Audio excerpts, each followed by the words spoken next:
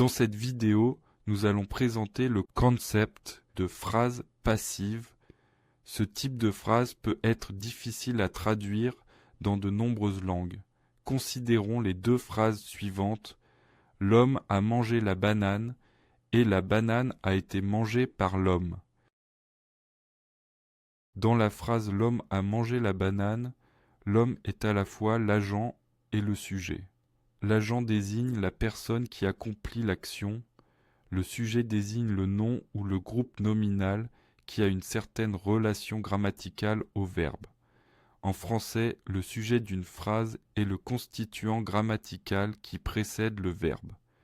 Le nom ou le groupe nominal qui suit le verbe, dans le premier exemple ci-dessus, est appelé à la fois complément d'objet et patient. Le patient désigne la personne ou l'objet qui subit l'action. En général, le sujet d'une phrase est également l'agent. C'est ce qui se passe dans la phrase « L'homme a mangé la banane ». Cependant, dans certaines langues, comme le français, la personne ou la chose qui subit l'action, le patient, peut également devenir le sujet de la phrase. La banane a été mangée par l'homme est un exemple de ce type de construction grammaticale. Ce type de phrase est appelé phrase passive. Une phrase passive est une phrase dans laquelle le sujet subit l'action désignée par le verbe. Notez que si nous utilisons le pluriel de bananes, la phrase passive devient « Les bananes ont été mangées par l'homme ». Ici, la construction verbale a été mangée devient ont été mangées, car en français, les verbes s'accordent en genre et en nombre avec le sujet et non avec l'agent. Si le verbe s'accordait avec l'agent, la construction verbale serait a été mangé, car l'homme est masculin singulier. Le problème avec la traduction des phrases passives est que de nombreuses langues ne possèdent pas ce type de construction grammaticale.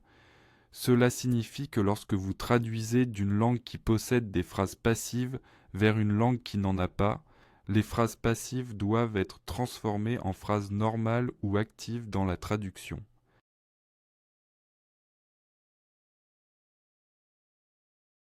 L'un des défis lorsque l'on transforme une phrase passive en phrase active est que, souvent, l'agent n'est pas mentionné dans la phrase passive.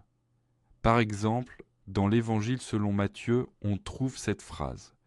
Dès que Jésus fut baptisé, le lecteur comprend, d'après le contexte et les versets précédents, que c'est Jean qui a baptisé Jésus. Pour transformer la phrase passive en phrase active, le traducteur peut donc rendre l'agent explicite. Il le fait en désignant Jean comme l'agent, comme dans « Jean a baptisé Jésus ». Dans d'autres cas, il n'y a aucun moyen de savoir avec certitude qui était l'agent, comme dans Actes 16:33 où il est dit « Il, le gardien, fut aussitôt baptisé, lui et tous les siens ». Dans de tels cas, le traducteur peut utiliser un agent générique comme « quelqu'un a baptisé le gardien ».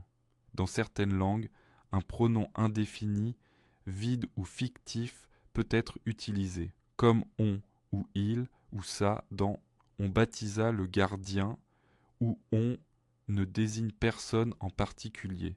Notre exemple « Jésus fut baptisé » a été écrit à l'origine en grec « koiné ».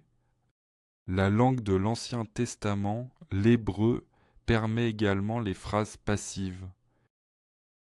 N'oubliez pas que, si vous devez transformer des phrases passives en phrases actives, vous devrez peut-être rendre explicite un agent implicite ou fournir un agent générique.